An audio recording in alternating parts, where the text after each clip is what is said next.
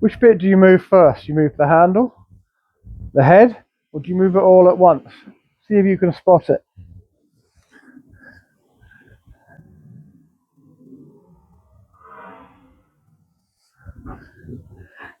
You may not see that, but the handle moves first. I can demonstrate why with a sledgehammer.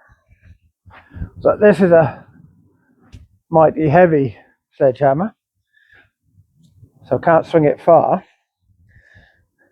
But if I want to move this sledgehammer that way, I've got to first I start moving the pivot. I start pivoting. That then transfers down to the handle. The handle starts moving, and then the head moves. So you see, in both directions, it's the same.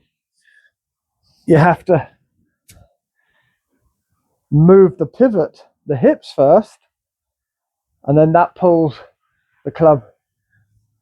Well, what I don't try and do is move that away. That's energy.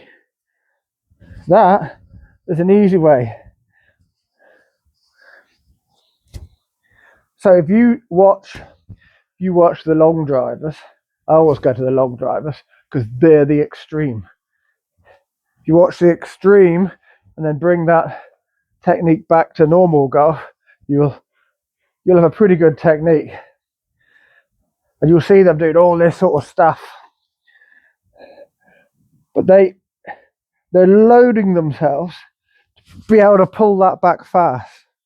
Well, this is really light after that. So we don't have to do so much of that.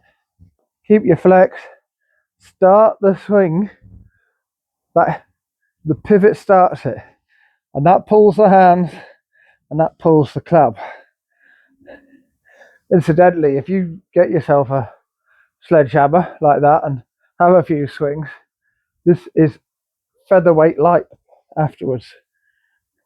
So in slow motion, the hip starts, the club's still on the ground, look, as that handle starts moving. So you could either go the other way. You see that press forward that people do? You just do it with the hips, press forward, back, and then just up. Let it naturally come up. You're about all this flat wrist, bowed wrist. Well, don't bother. I've always played with what people think is a very curved up wrist like that. If I do that, that hurts. But if you were to pick this up straight there, where's your wrist? It's not flat. Unless you're naturally flat in that position, it's not flat. Come up to there. No, that's on the point of my right shoulder. If I get the follow through to be on the point of my left shoulder, you're pretty much on it.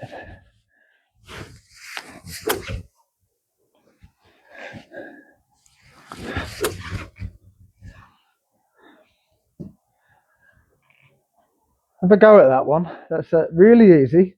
That has no pressure on my back, no pressure on my wrists, no pressure on my hips. It's just a very natural flowing swing. That's what you want. I'll see you in the next one. Go play better golf.